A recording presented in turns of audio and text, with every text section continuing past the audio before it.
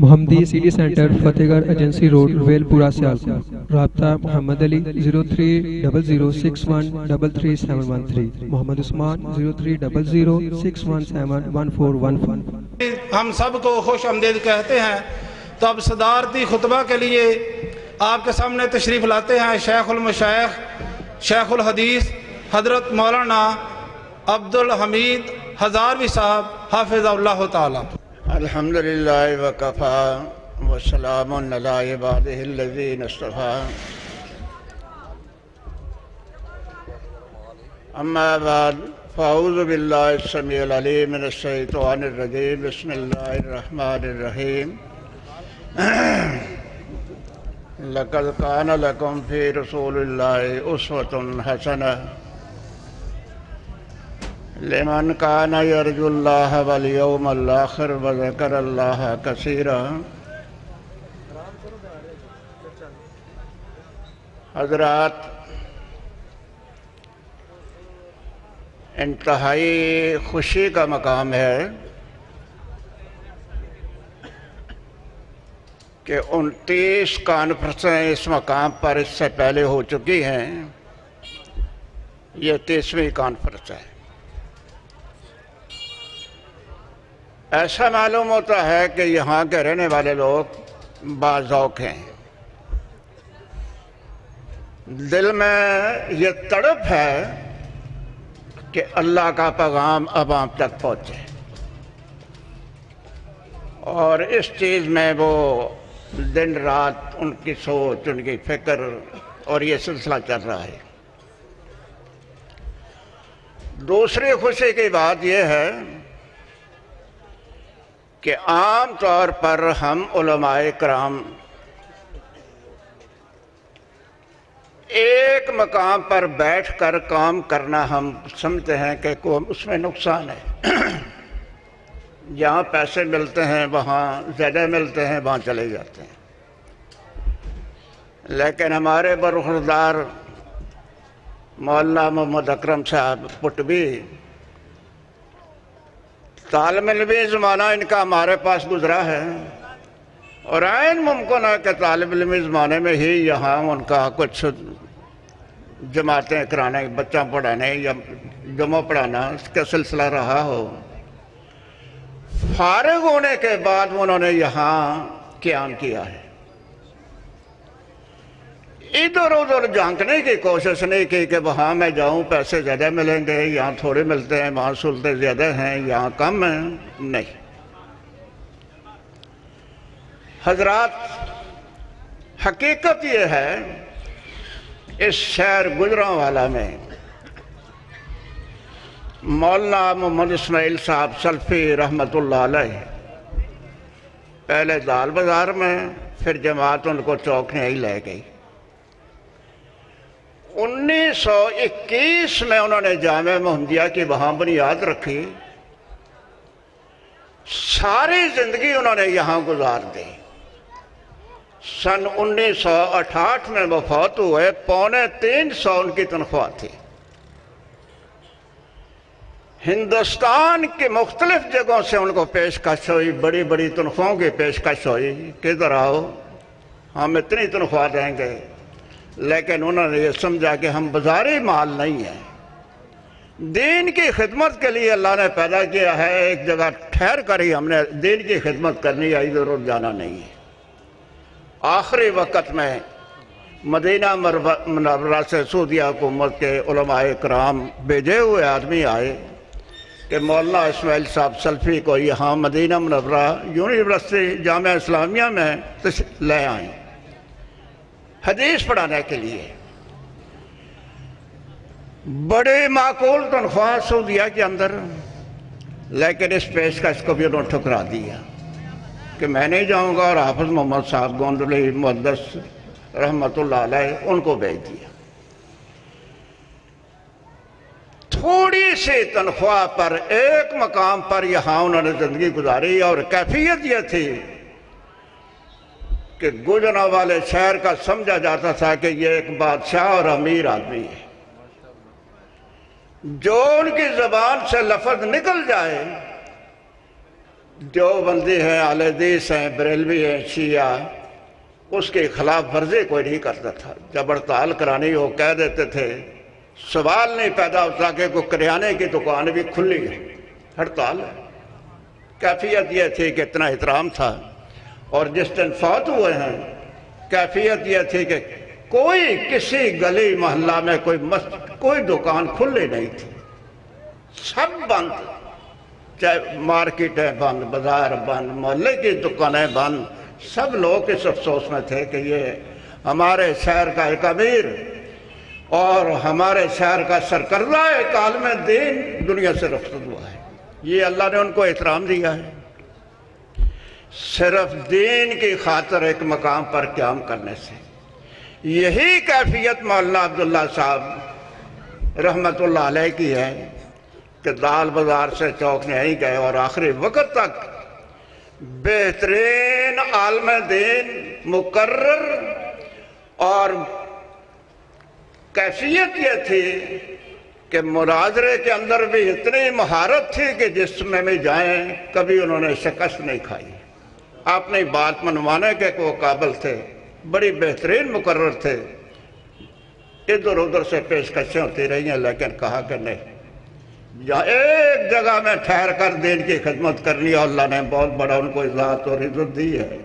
اور یہی کیفیت میں سمجھتا ہوں کہ ہمارے برخوردار مولانا اکرم صاحب کی ہے کہ وہ یہاں بیٹھے اور ادھر ادھر نے دیکھا، گئے نہیں۔ اور آج ہم دیکھتے ہیں کہ یہاں کس قدر وہ رونق ہے، ان کی محنت وہ ان کے سامنے ہے۔ اور مزید دعا ہے کہ اللہ تعالیٰ ان کو استقامت بخشے اور اس مقام سے ٹھہر کر وہ دین کی خدمت کرے۔ گزارش یہ ہے کہ یہ سیرت نبی کانفرنس ہے، نبی علیہ السلام کے سیرت کے بارے میں۔ حقیقت یہ ہے کہ اللہ تعالیٰ نے پوری کائنات کو پیدا کرنے کے بعد ایک عرصہ گزرا، انسان کا کوئی نام و نشان یہاں نہیں تھا زمین پر۔ زمین پیدا ہو گئی، آسمان، سورج، چاند، جن، شیطان وغیرہ، فرشتے، تمام مخلوق موجود ہے، لیکن انسان کا کسی کے متعلق علم میں بھی نہیں تھا کہ یہ بھی مخلوق ہوگی۔ جیسا قرآن کہتا ہے، حَلَّ تَعَالَى الْإِنسَانُ حِينٌ مِّنَ الدَّهْرِ لَمْ يَكُنْ شَيْئًا مَذْكُورًا، کہ عرصہ گزرا کہ انسان کے بارے میں کسی کو علم نہیں تھا کہ یہ بھی مخلوق ہوگی۔ حقیقت میں کائنات کے خالق اور مالک اللہ تعالیٰ، صرف اللہ تعالیٰ کی ذات، سب سے پہلی جو چیز اللہ نے پیدا کی ہے وہ قلم تھی۔ اول ما خلق اللہ القلم، قلم کو اللہ نے پیدا کیا۔ پیدا کرنے کے بعد قلم کو یہ حکم دیا کہ اکتب ما ہوا کائن الی یوم القیامہ، قلم قیامت تک جو کچھ ہونے والا ہے اس کو لکھ۔ آسمانوں کی پیدائش، زمین کی اور زمین کی پیدائش، اور جو مخلوق اللہ نے پیدا کرنی تھی وہ سب کچھ اللہ نے لکھ دی۔ پھر ہر چیز کی پیدائش کا وقت اللہ نے لکھ دیا ہے۔ غور فرمائیں، اس پوری کائنات پر اگر احسان ہے تو اللہ تعالیٰ کی ذات کا ہے، کہ اس اللہ تعالیٰ کی ذات نے ہر چیز کو اپنے اپنے وقت پر پیدا کیا ہے۔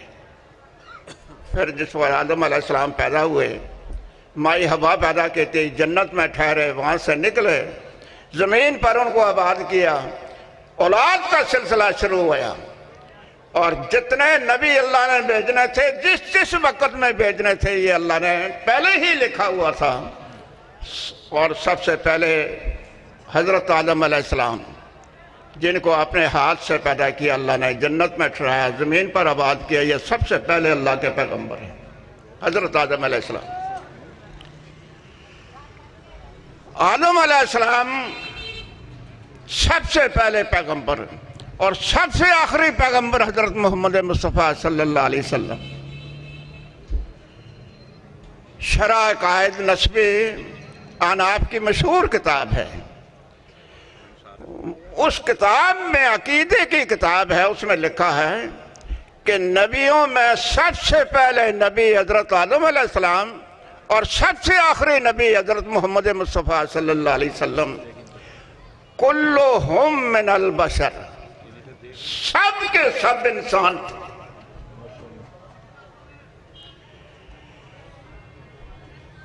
اور انسان ہونے کے متعلق عام طور پر یہ لوگ یہ تاثر دیتے ہیں کہ پیغمبر صلی اللہ علیہ وسلم کو بشر کہنا یہ پیغمبر کی توہین ہے.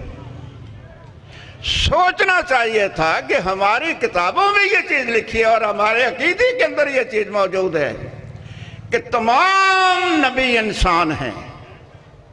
انسانوں کی طرف کوئی نبی دوسری جنس کا نہیں بھیجا. کیوں؟ اصل بات یہ تھی کہ انسان کو ہی دوسرے انسان کا احساس ہے، خیال ہے، سمجھتا ہے کہ میرے سر کو درد ہے، وہ تکلیف محسوس کرتا ہے، دوسرے انسان کے سر کی تکلیف کو بھی محسوس کرے گا. بھوک، تکلیف اور مصیبت جو چیز آپ نے پڑھا ہے وہ دوسرے کے متعلق وہ محسوس کرے گا اور اچھے طریقے سے پیش آئے گا. اس لیے انسانوں کی رہنمائی کے لیے اللہ تعالیٰ نے پیغمبر بھی انسان ہی بھیجے ہیں. آخری پیغمبر حضرت محمد مصطفیٰ صلی اللہ علیہ وسلم دنیا میں تشریف لائے. سب سے بڑی چیز پیغمبروں کے متعلق جو ہے وہ یہ کہ جس کو اللہ نے نبی بنایا ہے، شروع سے بچپن کے سے لے کر نبوت ملنے تک کوئی ایسی غیر اخلاقی حرکت ان سے نہیں ہوئی. جھوٹ بولنا، کسی سے دھوکہ کرنا، کچھ کرنا، کسی پیغمبر سے ایسی حرکت نہیں ہوئی نبوت سے پہلے بھی. آپ غور فرمائیں، نبی کریم صلی اللہ علیہ وسلم مکہ مکرمہ میں پیدا ہوئے ہیں.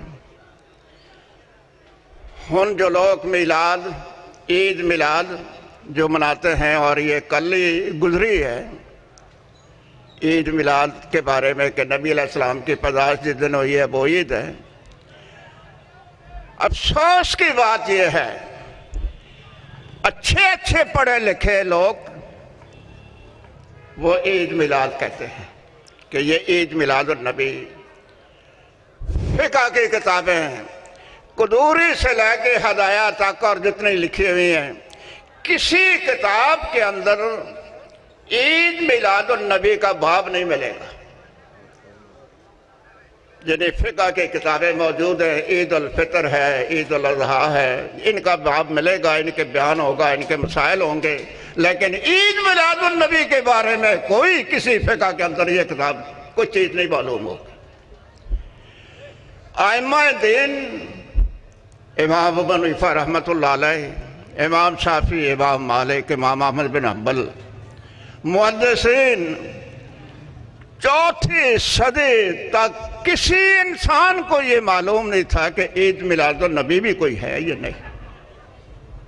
اب قرآن کی میں نے جو آیت پڑھی ہے، لَقَدْ كَانَ لَكُمْ فِي رَسُولِ اللَّهِ أُسْوَةٌ حَسَنَةٌ، حضرت کی زندگی ہمارے لیے اللہ نے کہا کہ نمونہ ہے.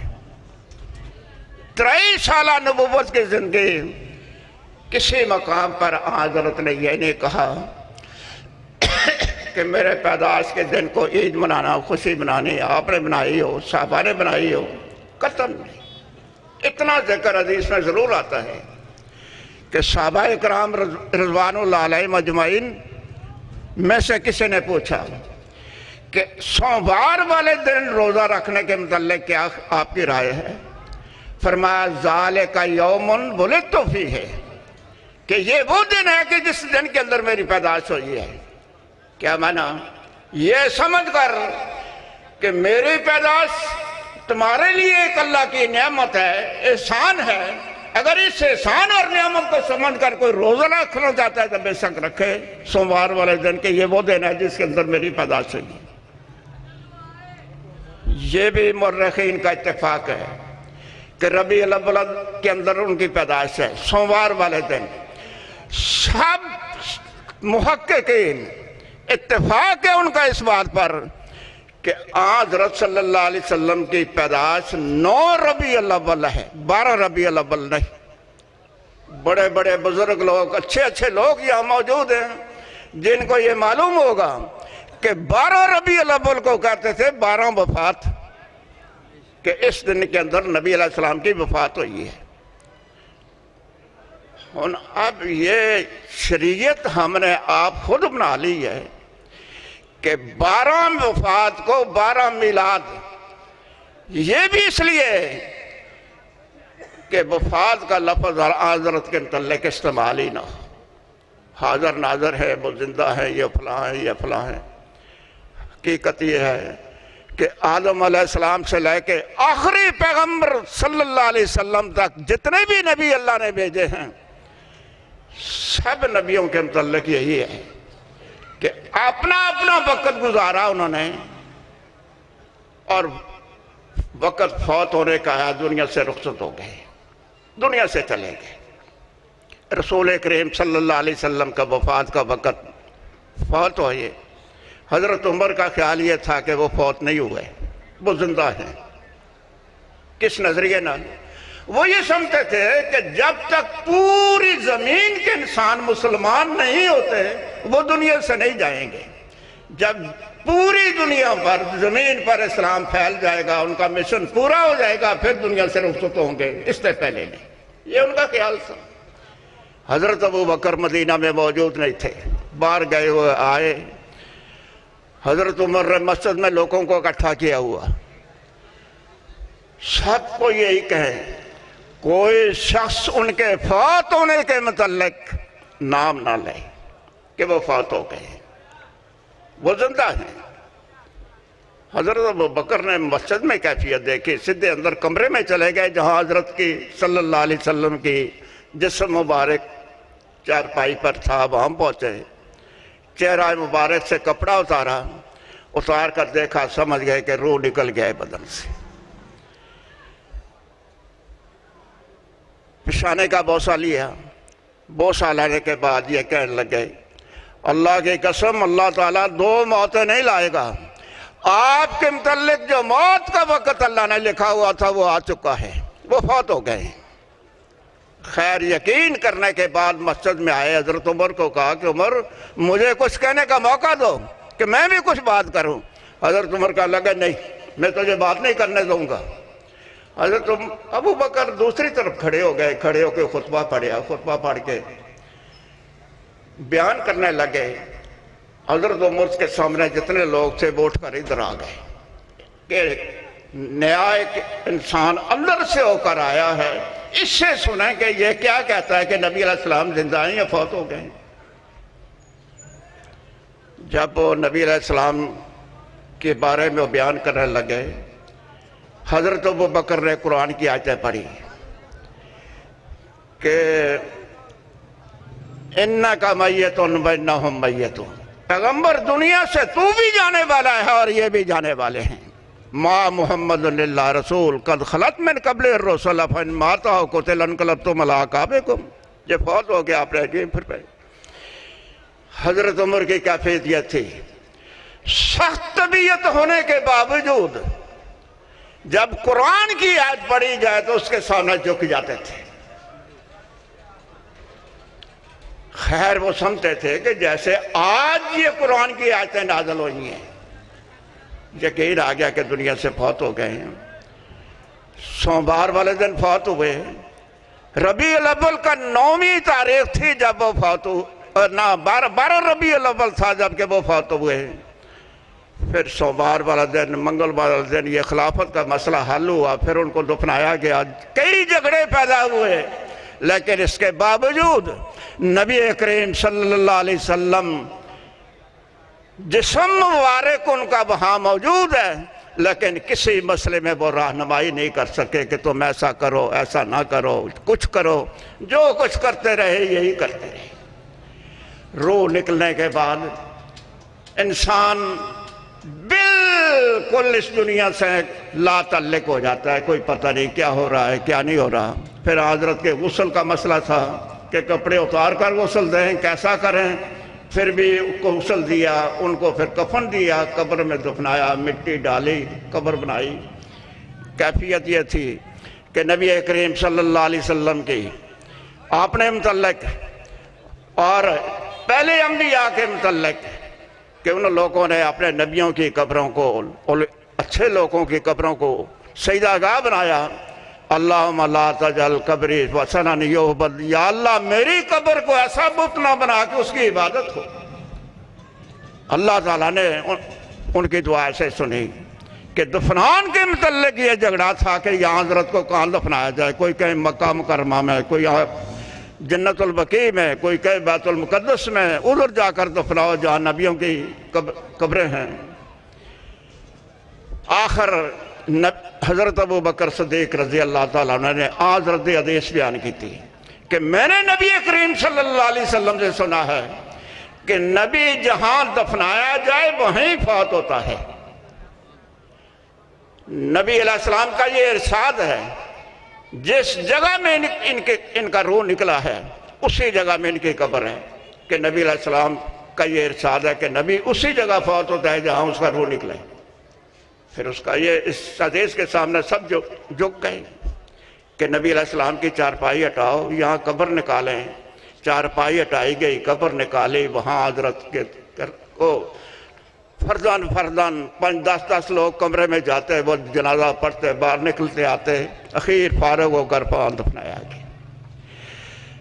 پیغمبر علیہ السلام نے اپنی ساری زندگی اس طرح گزاری کہ نبوت تو پہلے اور نبوت تو بعد کوئی کسی قسم کا کوئی انسان انگلی اٹھا کر یہ اشارہ نہیں کر سکتا کہ اس پیغمبر کے اندر نبوت سے پہلے یہ عیب تھا۔ کسی غیر اللہ کو پکارنا، اس کی نظر نیاز دینی، چڑھاوا چاڑنا، کچھ کرنا، قطعاً نہیں۔ اور اس نبی کریم صلی اللہ علیہ وسلم کے اسوہ کے متعلق مسلمانوں کو کہا کہ جس طرح تمہارے پیغمبر کا نمونہ وہ زندگی گزاری ہے، وہ تمہارے لیے ایک قسم کی ان کی زندگی نمونہ ہے۔ ہم دیکھتے ہیں کہ نبی کریم صلی اللہ علیہ وسلم کی پوری زندگی میں کسی مقام پر اپنے میلاد کا یہ چرچا نہیں کیا، اور اس دن کو جس دن میں پیدا ہوئے اس کو میلاد منانے کے عید میلاد منانے کی کوشش نہیں کی۔ یہ 4 صدی کے بعد یہ چیز پیدا ہوئی ہے۔ سوچنا یہ ہے، جس دعویٰ تو یہ ہے ہمارے یہاں حضرت سے محبت بہت زیادہ ہے، لیکن کام ہم وہ کرتے ہیں جو پیغمبر علیہ السلام نے کام نہیں کیا، جس کو اچھا نہیں سمجھا کام ہم وہ کرتے ہیں۔ پیغمبر سے محبت ہے، جس طرح پیغمبر علیہ السلام نے زندگی گزاری اور جو کچھ انہوں نے کیا اس کے مطابق ہمیں چلنا چاہیے۔ وہ کیا کہ ہم نبی کریم صلی اللہ علیہ وسلم کی سیرت، ان کے اخلاق کے متعلق، اللہ کی عبادت، لوگوں کے ساتھ معاملات، بااخلاق زندگی، باکردار زندگی جس طرح گزاری اور جو ان کی ہدایات ہیں وہ عوام کے سامنے لانے چاہیے تھے، تاکہ ہم ان کو اپنا کر اپنی دنیا کی زندگی کو بھی سدھار سکیں اور آخرت کی زندگی کو بھی۔ حقیقت یہ ہے، ہر پیغمبر صلی اللہ علیہ وسلم دنیا کے اندر تشریف لایا، سب سے پہلے پیغمبر کی دعوت یہ تھی لا الہ الا اللہ، لوگو کوئی الہ نہیں ما سوائے اللہ کے، نہ حاجت روا، نہ مشکل کشا، نہ عبادت لائق، ما سوائے اللہ کی ذات اور کوئی بھی نہیں ہے۔ اور اللہ کی ذات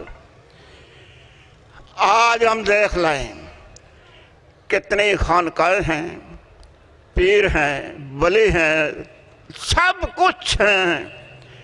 جب قدرت کی طرف سے کوئی سختی آتی ہے دنیا کی کوئی طاقت اس کو روک نہیں سکتی، طوفان آ جائے، زلزلہ آ جائے، سب کچھ یہ موجود ہیں، لیکن کسی چیز کو روک نہیں سکتے۔ تو یہ حاجت روا کس چیز کے ہیں؟ کون سی حاجتیں ہیں جو ہماری پوری کرتے ہیں؟ حقیقت یہ ہے کہ اس کائنات کے اندر ہر پیغمبر نے یہی کوشش کی کہ انسان کا براہ راست اللہ کی ذات کے ساتھ تعلق قائم ہو جائے، براہ راست۔ اور یہ حقیقت بھی ہے ہر انسان جس وقت اللہ کے سامنے جھکتا ہے اور اللہ کے سامنے فریاد کرتا ہے، اللہ کے سامنے کوئی بابیلہ کرتا ہے، وہ اللہ تعالیٰ اس کی فریاد کو سنتا ہے، اور کوئی چیز ایسی نہیں جو اللہ سے مخفی ہو، اور نہ درمیان میں کسی واسطے کی ضرورت ہے کہ فلاں کے واسطے۔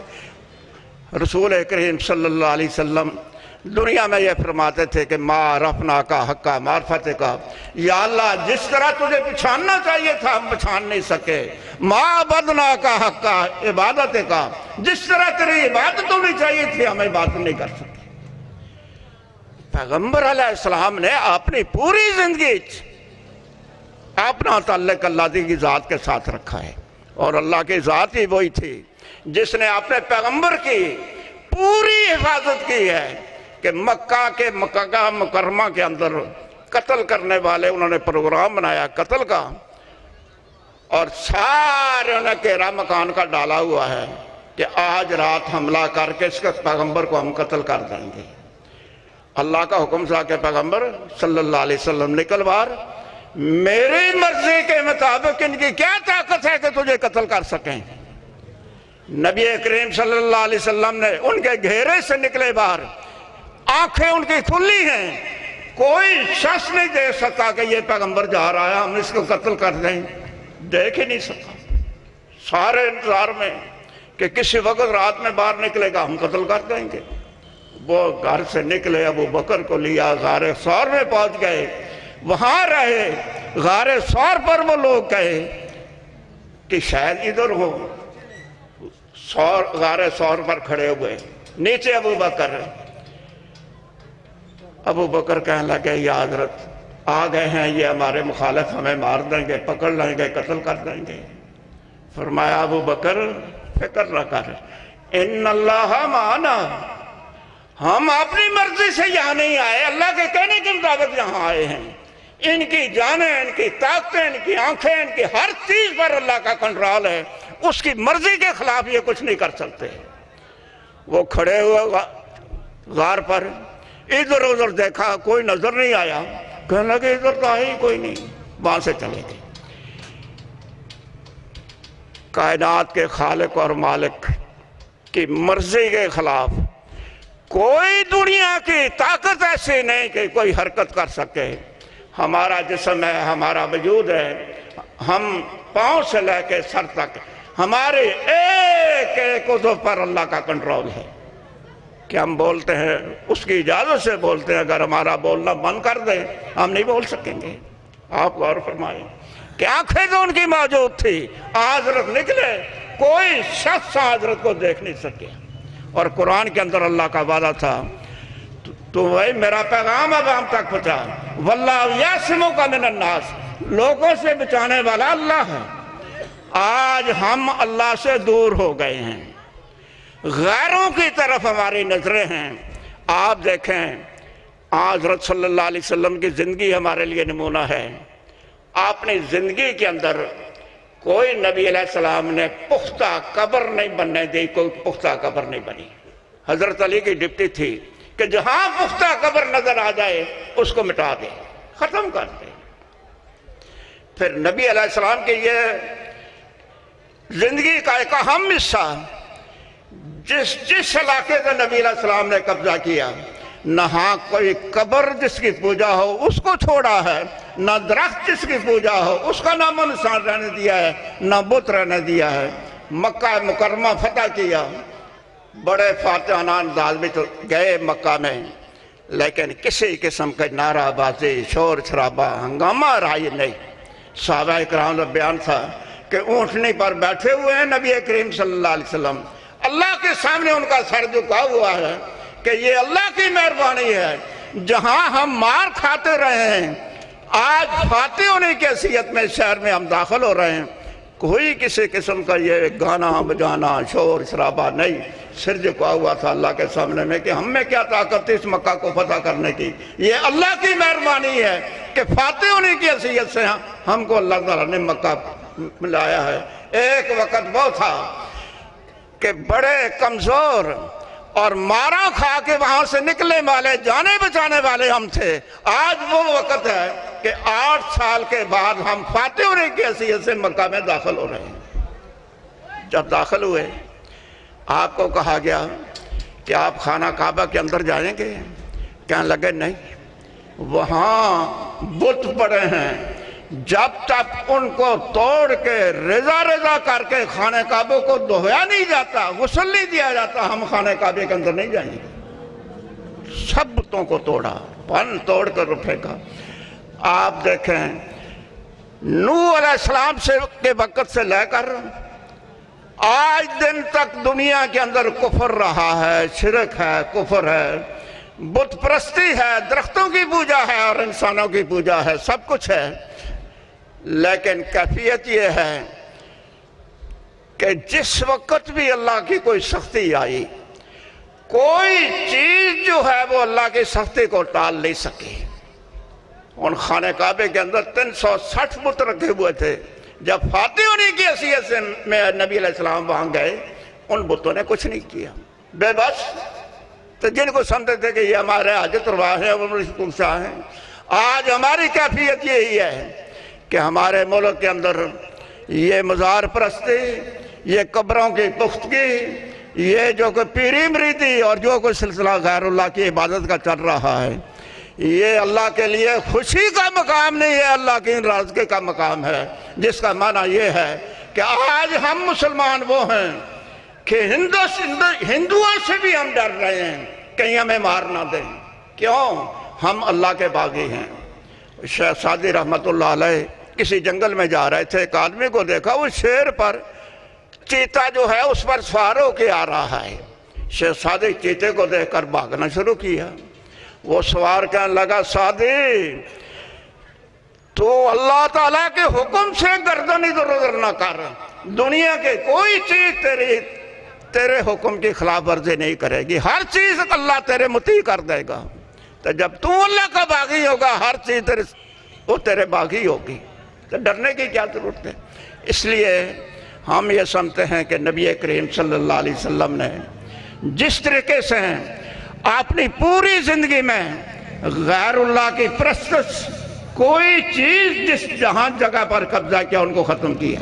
لیکن افسوس ہم نے یہ ملک پاکستان بنایا ہے، بن گیا، اور بنا تھا پاکستان کا کیا مطلب؟ لا الہ الا اللہ، کوئی معبود نہیں، صرف اللہ ہے۔ اس کا نتیجہ یہ ہونا چاہیے تھا کہ یہاں جن جن چیزوں کی پوجا ہوتی تھی ان کو ہم ختم کرتے، پھر الا اللہ، اللہ کا قانون لاتے، تو یہاں ہماری کامیابی تھی۔ کوئی دنیا کی طاقت ہمارے سامنے ٹھہر نہیں سکتی تھی، لیکن ہم نے جو غیر اللہ کی عبادت کرنے کی چیزیں ہیں ان کو برقرار رکھا، ان کو بڑھایا، ترقی دی۔ آج کیفیت یہ سمجھتے ہیں کہ سب کچھ یہی ہے، لیکن یہ نہیں سوچتے کہ یہ کرتے کیا ہے۔ کوئی حادثہ ہو جائے، کوئی معاملہ ہو جائے، کوئی کسی قسم کی ہماری مدد تو ہوتی نہیں، کسی مصیبت کو تو ٹال نہیں سکتے۔ رسول کریم صلی اللہ علیہ وسلم کی جو زندگی ہے، لَقَدْ كَانَ لَكُمْ فِي رَسُولِ اللَّهِ أُسْوَةٌ حَسَنَةٌ، تمہارے لیے اللہ کے پیغمبر کی زندگی جو ہے ایک نمونہ ہے۔ کیا مسلمانوں کو کہا گیا کہ اللہ کے پیغمبر کی زندگی جس طرح گزری ہے اس طرح گزارو، جس طریقے پر وہ چلے ہیں اس طرح پر ہم نے چلنے کا حکم دیا ہے، لیکن افسوس کہ ہم اس طرف نہیں آتے، جو کچھ رسم ہے وہ چلتے ہیں، اور جس کا نتیجہ یہ ہے کہ آج مسلمان کو قتل کر رہے ہیں، بدامنی ہے، بے سکونی ہے، بے حرامی ہے، نہ کسی کی عزت محفوظ، نہ مال محفوظ، نہ جان محفوظ، ہر انسان اپنے آپ کو خطرے میں سمجھتا ہے۔ تو اس لیے یہی چیز ہے کہ ہم سوچیں کہ جو چیز صحابہ کے دور میں نہیں ہوئی، حضرت کے دور میں نہیں ہوئی، ائمہ دین کے دور میں نہیں ہوئی، اتنی صدیوں گزری کوئی چیز نہیں تھی، ان چیزوں کو ہم چھوڑیں، خالص دین کی طرف آئیں اور اللہ کے بن کر ہم زندگی گزاریں، تو یقیناً اللہ تعالیٰ کی رحمت، اللہ تعالیٰ کی مدد سے حامل حال ہوگی۔ دنیا کی کوئی طاقت ہمیں شکست نہیں دے سکتی۔ اللہ تعالیٰ سمجھنے کی عمل کرنے کی توفیق عطا فرمائے۔ آخر دعوانا الحمدللہ رب العالمین۔